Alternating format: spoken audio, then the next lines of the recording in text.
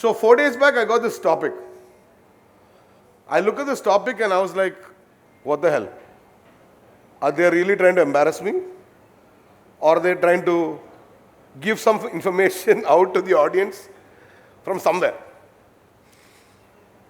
So from prototype to scale, which pretty much means that it is pre-seed all the way to Series D. The playbooks are very, very different, right? And I think you guys saw the next slide, but there is no plan. Especially when you talk about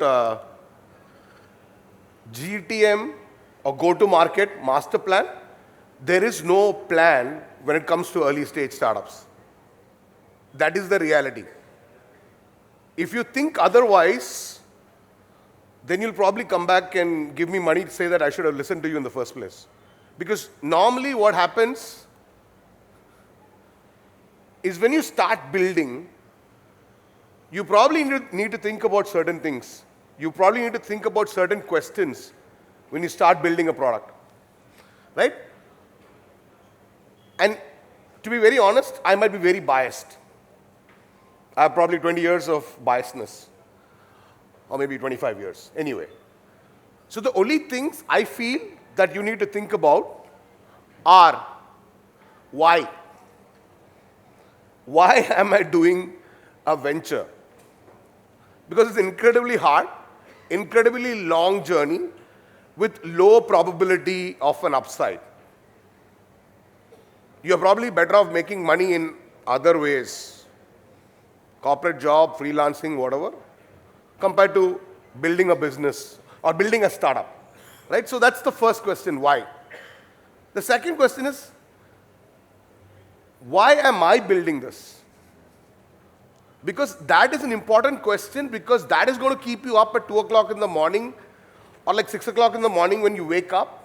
Sorry, 2 o'clock in the night and 6 o'clock in the morning when you wake up, saying that there is this problem that is very deep and I want to solve it.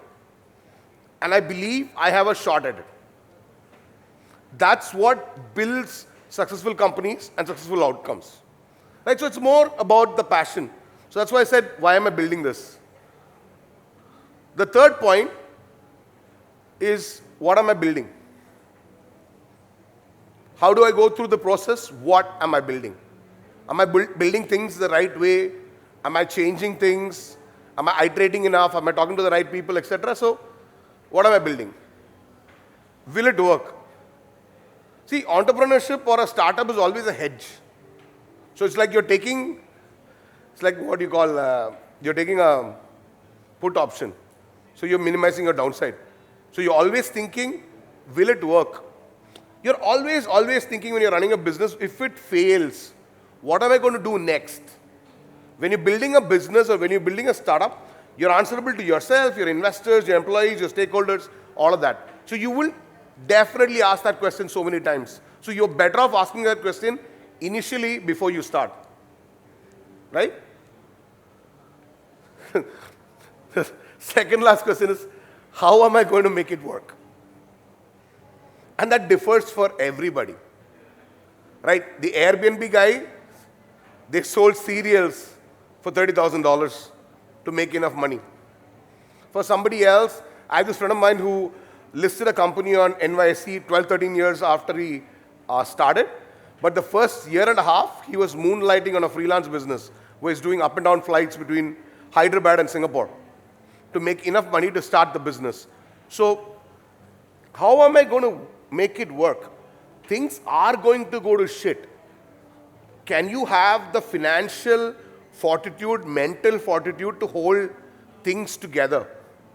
And that's super important. You actually have to ask yourself right at the start. And that will lead you to questions like, can I do it on my own? Do I need to find a co-founder? What's the kind of co-founder I need to find, etc., right? Last point, can I sell well or learn to sell?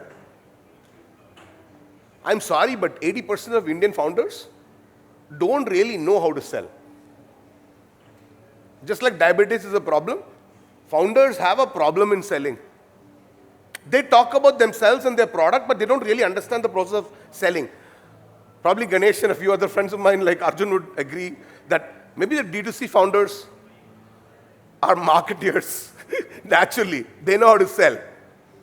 And it's about positioning product and the storytelling, whatever. B2B founders don't know how to sell. 85% of them, right? So this is a skill you need to figure out how you're going to measure, how are you going to bridge that gap? Are you going to do it? Is somebody else that you're going to hire to do it? Is it going to be a co-founder?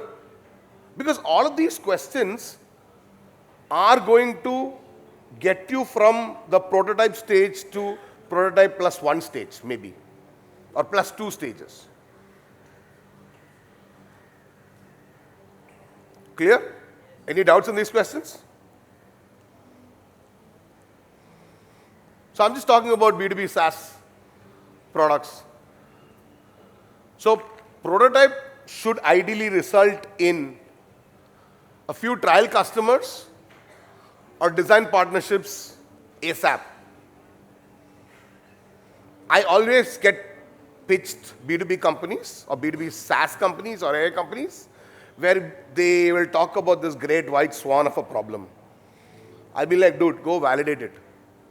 Tell me 2-3 people who actually will pay money for it or really understand the pain you're trying to solve.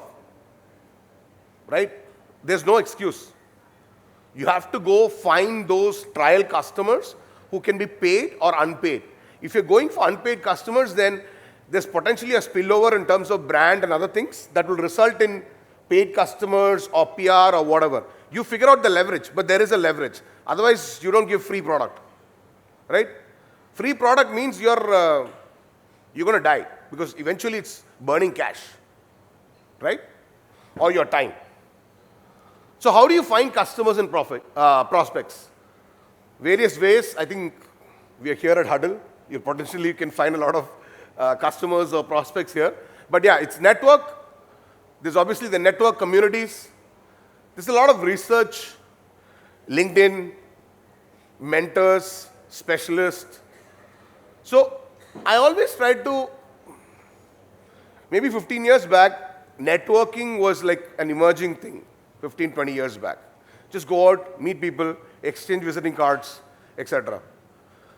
But today, let me be very, very clear, and I think you guys will agree, there's so much of noise out there.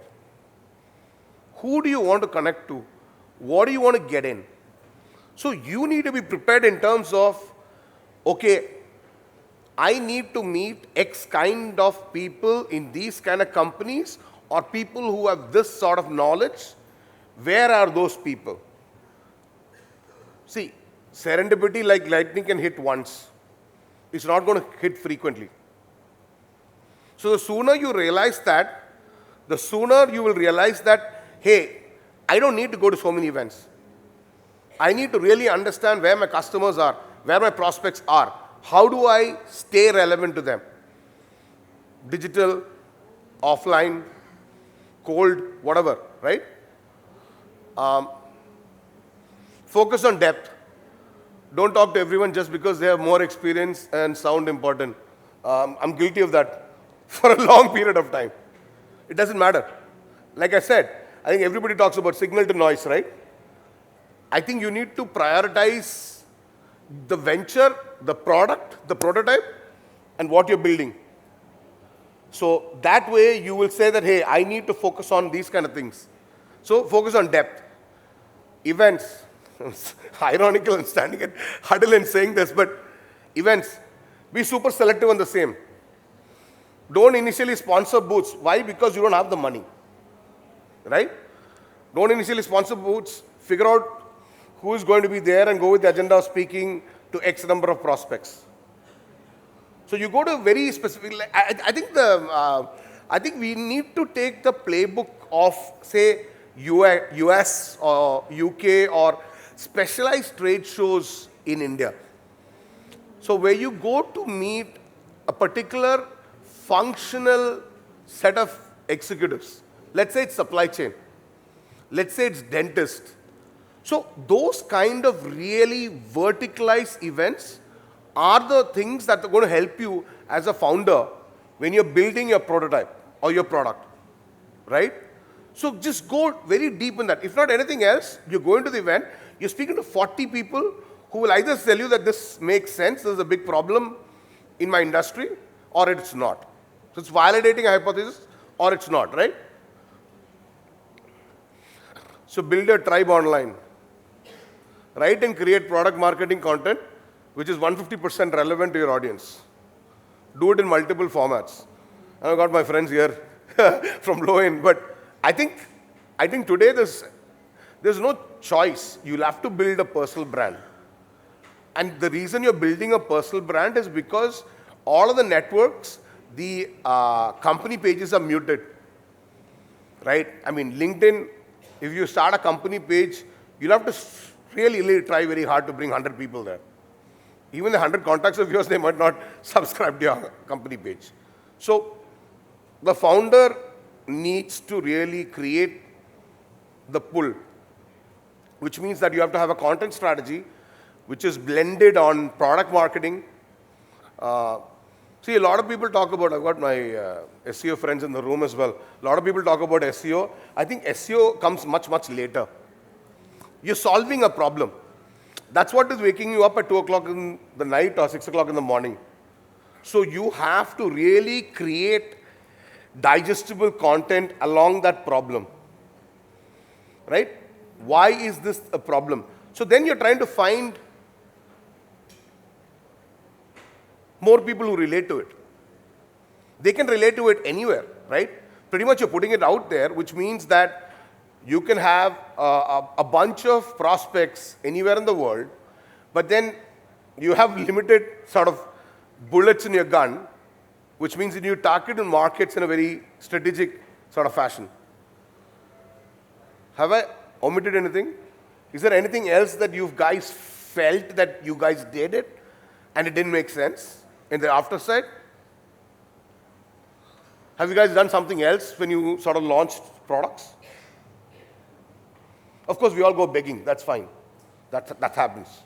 You have to keep doing that. That's part of selling. But you got to refine that part. But right, so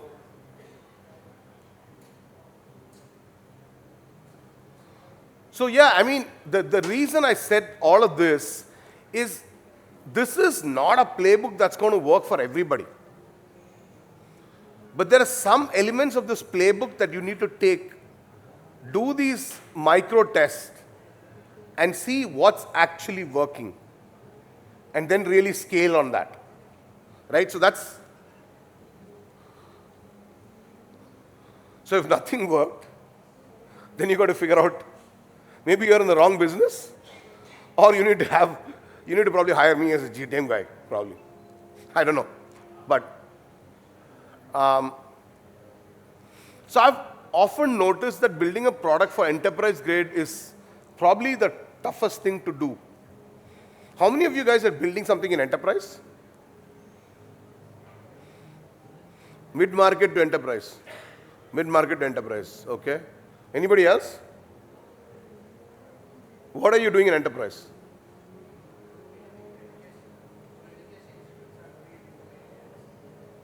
For education institutes, how are they enterprise? Which market? That's government. Okay, got it. Yeah, the reason I say this is enterprise is like a whole different can of worms. A, you need to have a lot of domain experience. B, the cycles are very, very long in terms of qualification, selling, all of that. Then there are people who want rebates.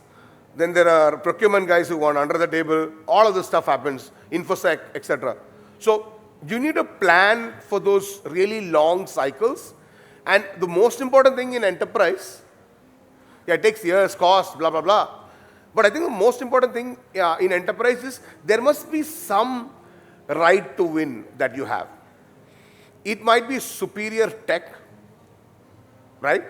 It might be the fact that you've got 15, 20 years of domain in a broader industry, or could be somewhat lesser, but in a very, very focused niche area.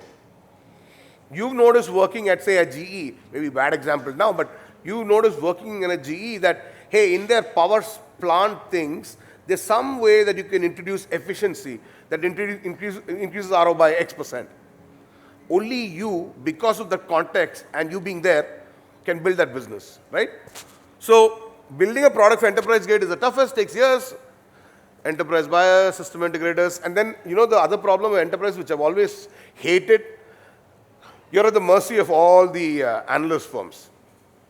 So the analyst firms are the guys who would say, you can buy that product because they're on Magic Quadrant. You can't buy this product.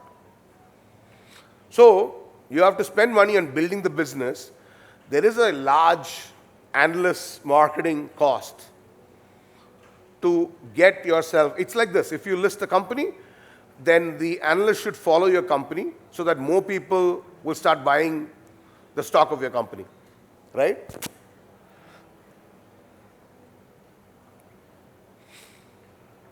Yeah, so you survived from a prototype stage. You got it to the next level. What are you going to think about? You have to get to attribution very quickly, because I tell you, the first few slides that I talked about, a lot of it is going to be very random. You're not going to be sure where you got a customer from, where you got an inbound lead from, this PDF which is downloaded on your website. Not all of that is going to be clear. But if you survived and you got to the next stage, then I think you need to become very, very data-driven, right? Get to attribution, at least 70% data-driven. So that's the other problem I have with B2B companies, including stuff that I've run. We somehow lack creativity. And I think the B2B buyer, mid-market, forget the enterprise buyer for a second. The B2B buyer is also a human being. There is emotional place. So be it your website, be it your content, be it your quirkiness of your video, all of that. Yeah, now a lot of Y Combinator videos, companies put a lot of crazy videos, but that's again a fad because everybody's doing it on Neo Banana and whatever. But I'm just trying to say that creativity, please don't curtail creativity just because you're in B2B. For all you know, that might be your edge. You will stand out. Case in point, how many of you guys know about this company called Clay? Have you seen Clay's branding, product marketing, newsletters, and all of that? Super awesome. Like, I use this product called Hey Reach. We recently subscribed. They do a fantastic job. And you what? That company is based out of Lithuania or somewhere. Estonia, not Lithuania, Estonia. They did 0 to 9 million plus of ARR in 26 months. Huh? Did they raise 100 million? So Zon, we are lucky. We got the large plan before the raise 100 million. But yeah, the point I'm trying to tell you is creativity or not being creative is not an excuse in the B2B space. Okay? So key things you need to think about: how many customers did you find? How many of them are paying you? Obviously, the number of customers are paying you ensures that you have more gas in the tank, right? Which are the ones that are the ideal customers or ICPs? So this other thing, right? I mean, we have this huge, I'll be very politically incorrect here, we have this huge subservient attitude. Generally, as tech, Indian tech, we have a subservient attitude. Some things we don't, but generally in tech, we have a subservient attitude. Now, both as a services business or a product company, I don't think you should have a subservient attitude. You need to fire your customers very quickly. Be it product customers or services customers. Because every day you hold on to shitty customers, you're dying by 1,000 cuts. A lot of people give, means included. I mean, we give ourselves a lot of excuses. Customer's not good. Like, imagine your customer support is flooded by a guy who's a paying customer who's asking a lot of questions. Dude, I've got paying customers who are not asking me questions. I want to double down on those paying customers. Why is my customer support spending time on free customers who are not even contributing to product evolution. 5-year bad customers.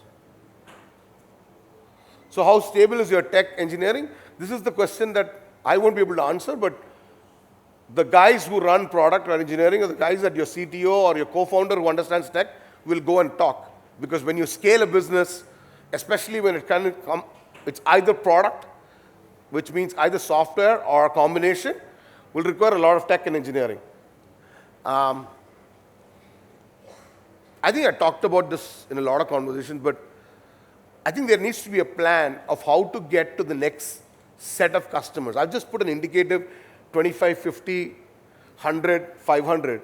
Like, for example, I think Mr. Vembu was on stage earlier. They have 300,000 customers. Those numbers can differ, but how do you get to the next quantum? You have X number of customers who are doing well, who understand the value of what you provide. How do you get the same sort of customers and make that jump, right? That's again part of staying alive. Yeah, I think pretty much I've covered everything that I wanted to cover. So you need to think about how you get the next set of customers. And then you've got this whole marketing pieces that come together in terms of channels, channel strategy, content, system integrator or alliances, all of that kind of stuff, right? So yeah, in closing, I want to say that there is no playbook at early stage. You have to be shameless. You need to know what your weaknesses are. You need to really understand whether are you the best person to build that product? Do you have that team? Don't try to run somebody else's race. You're much better off having that cushy job, right?